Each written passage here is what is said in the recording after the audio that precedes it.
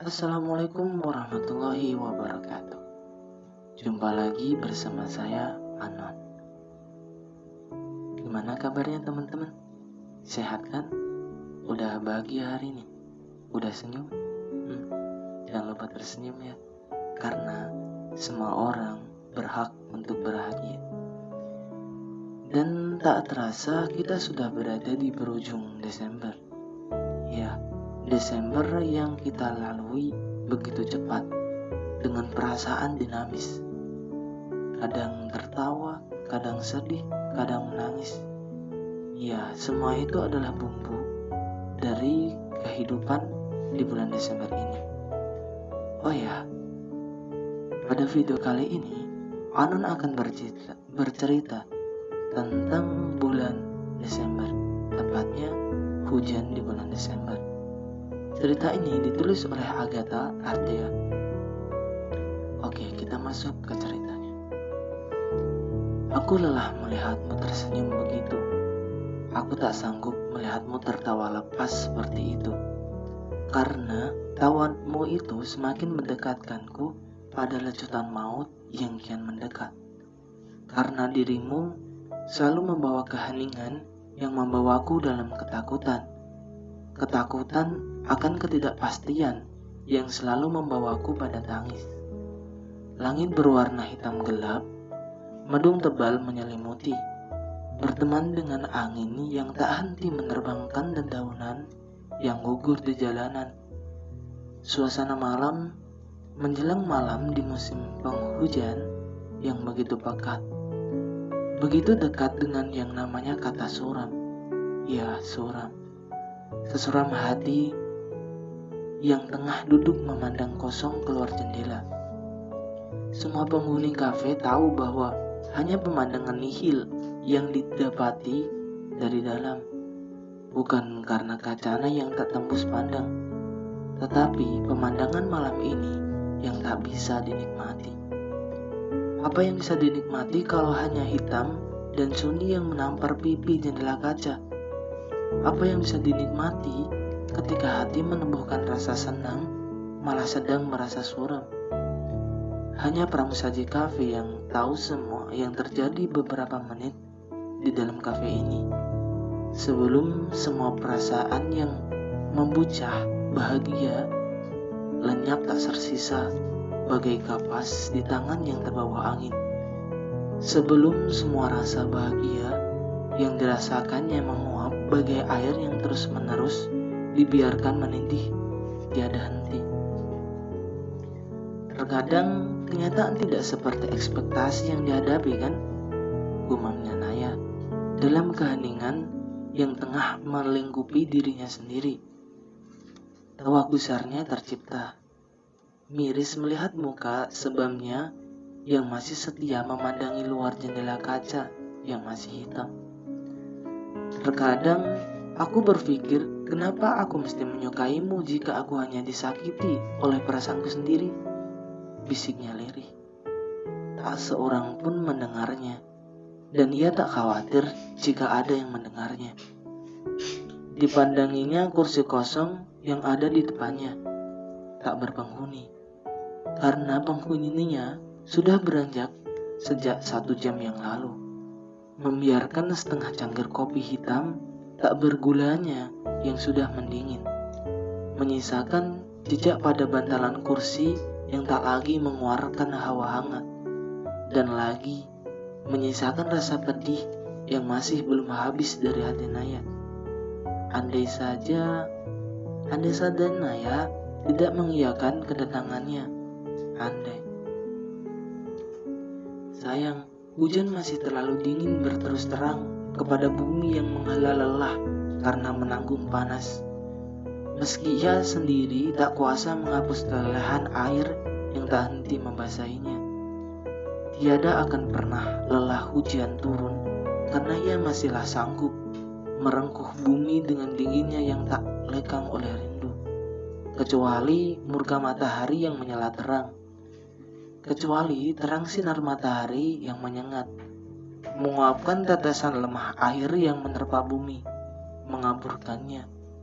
mengaburkannya ke langit bersama uap-uap lain yang bernasib sama. Lalu congkaknya matahari memanaskan bumi.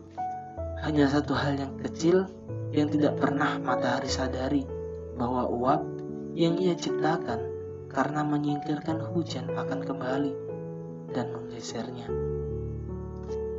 Maaf, aku tak bisa membalas perasaanmu untuk yang sekarang.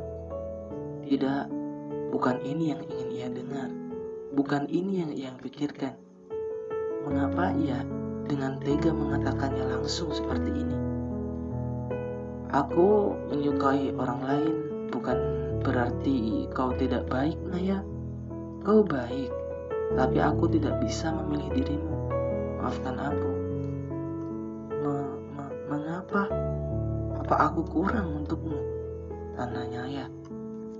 Tangannya mengepal menahan tangis yang hendak tercurah begitu saja. Tidak ada yang kurang, Nay. Tapi kamu pun sendiri bukan? Tapi kamu tahu sendiri bukan?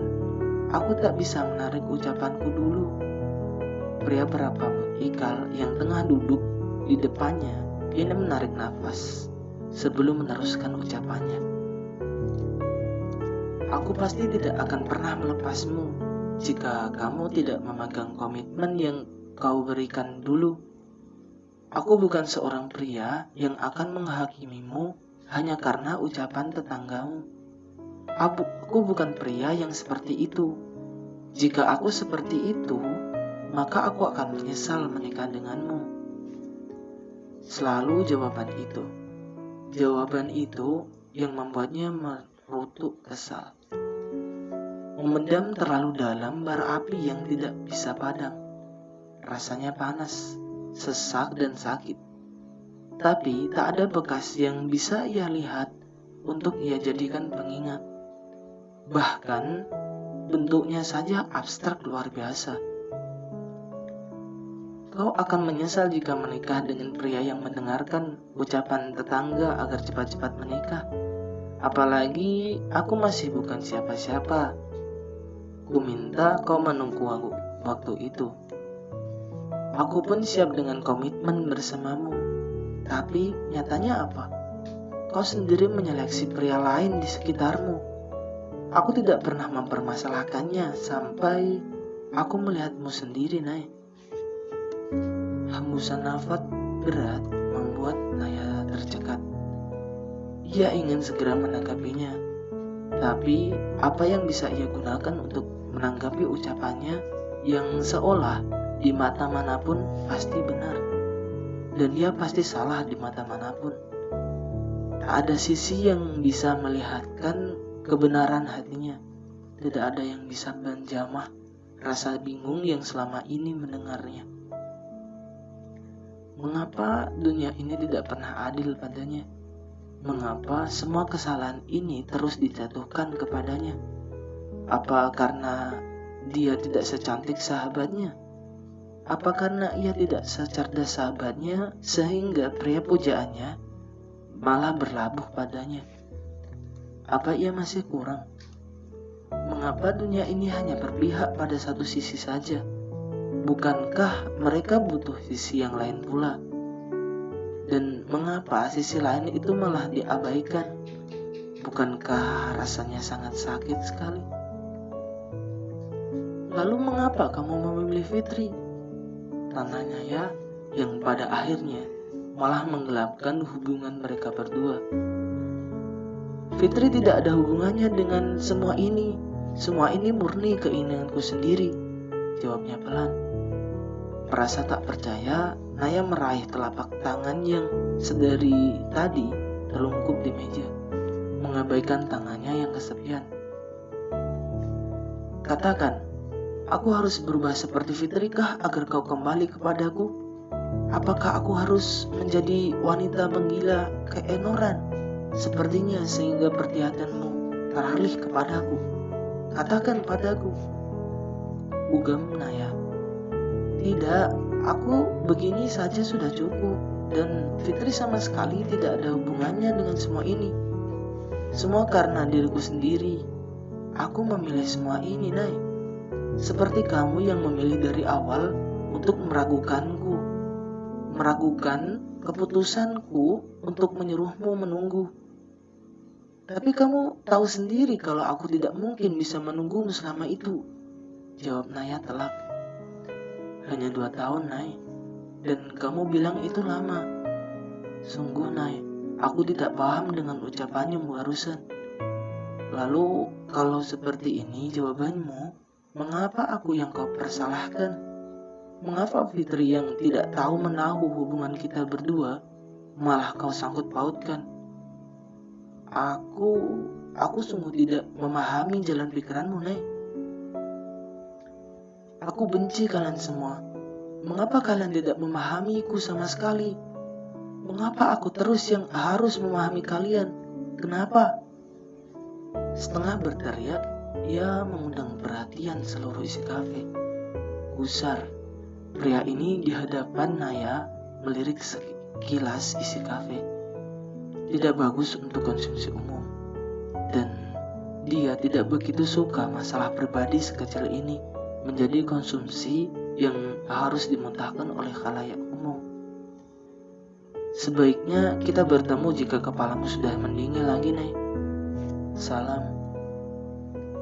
Tidak perlu menunggu kepergiannya hingga tak terlihat dari pandangan matanya untuk menjatuhkan air mata yang menggenang di pelupuk matanya. Tak peduli bahwa telah menggantung berat ingin diturunkan. Ia hanya bisa menangisinya sehingga rasanya ia menghabiskan stok air matanya sekarang saja. Namun jauh dari pandangan matanya, pria muda itu melangkah gamang. Sesekali kepalanya menoleh ke belakang, ke arah dinding depan kafe yang hanya dibatasi oleh kaca bening, mempertontonkan pemandangan seorang gadis sawo matangnya yang tengah menangis sendirian. Rasa tak tega berhinggap, namun tegap berdiriannya membuat langkah kakinya berjalan. Biarlah mereka merasakan sakit hari ini. Namun duka tidak akan ia biarkan menyergap mereka berdua kelak. Iya, kelak, jika mereka bersama. Dan cerita pun berakhir. Oke.